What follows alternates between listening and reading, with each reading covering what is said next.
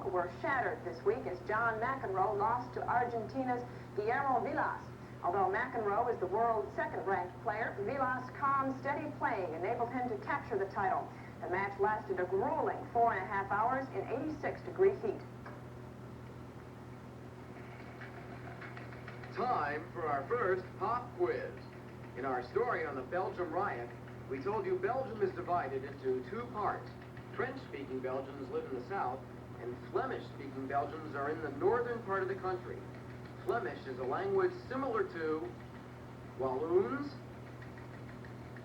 Dutch, German. And the correct answer is number 2, Dutch. And now here are the answers to the clues from last week's show. 13 degrees north, 105 degrees east is the geographic location of Cambodia. Last week, Cambodian guerrillas staged their first major attack in over a year against Vietnamese troops who invaded the country in 1978. Cambodian leaders appealed to the U.S. and other Western countries for help in their struggle against the Vietnamese. The U.S. has been opposed to the Cambodian government because it was run by communists. But now Cambodian officials say the communists are no longer in control, and the country desperately needs outside assistance. So far, the United States has not offered the country any military aid. Heading south is the Direction Campaign 1980 took this week. Tuesday was the biggest day with primaries in Florida, Georgia, and Alabama. There were no surprises in these primaries. President Carter and Ronald Reagan both had sweeping victories over their opponents. The results were the same in the South Carolina primary over the weekend. The overwhelming support for Reagan has also caused 2 Republican candidates to drop out of the race. Former Texas Governor John Connally and Senator Howard Baker both called it quits this week, saying the results of recent primaries proved they just couldn't compete with Reagan. The winner of a primary gets a certain number of delegates who will vote in the National Party conventions this summer. In order to win the party nomination, a candidate must obtain a required number of delegate votes at the convention. And right now, Carter and Reagan have the most delegates in their parties. Carter cut down refers to President Carter's decision to reduce the 1981 federal budget only a month after he submitted it to Congress for approval. Recently, the president has been criticized for allowing inflation to get out of hand. Inflation is when prices keep rising and people aren't able to buy as much with their money. The president says Americans must bite the bullet or make sacrifices to fight inflation, and that includes the government. Officials are now trying to find ways to cut up to $20 billion from the original budget.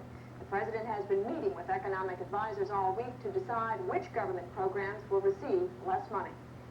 Time for our second pop quiz. In our story on primaries, we told you the winner receives a certain number of party representatives who will vote in the National Party Convention. These party representatives are called caucuses, voters, delegates. And the correct answer is number 3, delegates. The price of antiques, things more than 100 years old, is climbing. But in some cases, people who like old items can no longer afford the original antiques. We found 2 women who have an answer to the high cost of antiques. They reproduce them. Shirley Baxendale and her daughter Laura have turned a fairly rare hobby into a full-time job, reproducing antique dolls. Since antique dolls can cost up to $30,000, the Baxendales and about 600 other people around the country have studied old dolls and learned how to reproduce them. It's continual study. We've got our noses in doll books all the time. Some people invest in these reproduced dolls because they think they will be worth more money in the future. But there are other reasons that the Baxendales are asked to make dolls. We did one a couple months back for a family here in Brockport. They had a picture of their daughter when she first went to school. And they also had a bag full of her hair, long enough that we could make the wig. So we did the doll, dressed her the way she looked when the girl went to school, put the wig on with her own hair. It was quite nice. Doll makers use the same molds that were used a century ago. Liquid porcelain is poured into the mold. Once the head is dried, it's baked in a kiln. Then it's painted and baked time and time again.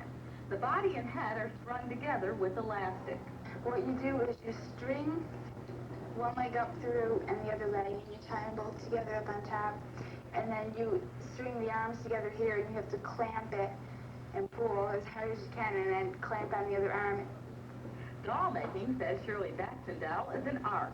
It takes days to carefully paint on delicate eyelashes, give the lips their proper tint, and color the cheeks just right.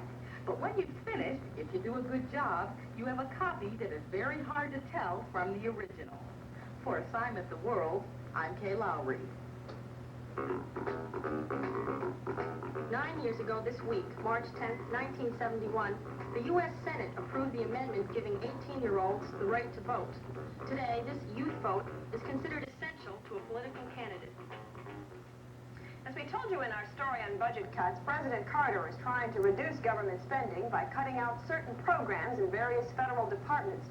Some of the programs receiving money from the government include the Defense Department, which covers military expenses, foreign aid to underdeveloped countries in the world, research involving alternate sources of energy, such as solar and nuclear power, space technology and the exploration of outer space, mail delivery services and post offices, social services such as welfare, food stamp programs and unemployment, funding for public transportation systems, and a host of others.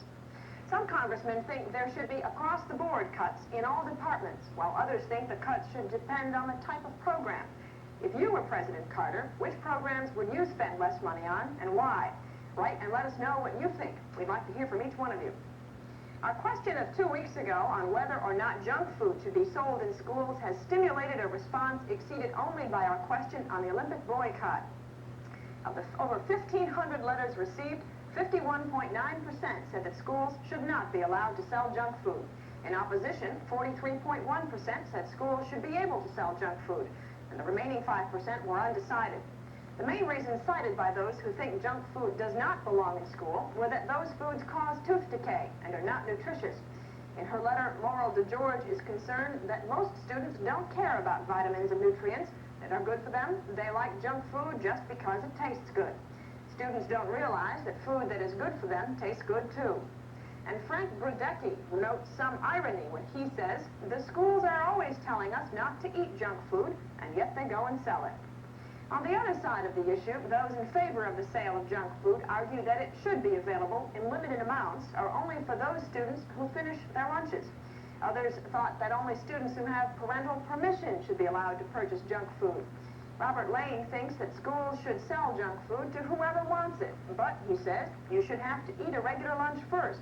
Some parents don't want their kids to have junk food, but I think kids should be allowed to make this decision for themselves. After all, children have to be taught how to make decisions. We want to encourage your letters on last week's issue concerning public employee strikes and to remind you to start sending your letters in response to today's issue on President Carter's 1981 budget cuts. You can send your letters to Assignment The World, Post Office Box 21, Rochester, New York, 14601. And now here are the clues for next week's show. Cayuga vote. Cayuga vote. Second clue for next week, will he run? Will he run? Not a difficult clue. Third clue for next week, Le Voldrasa. And that, of course, is one of our scrambled letter clues, Le Voldrasa. These are clues for events we think will happen in the coming week. Good luck. It's time for our last pop quiz. In our story on President Carter's decision to cut the budget, we told you he is trying to stop inflation. Inflation in the economy is when there is a continuous rise in prices, bullets, unemployment.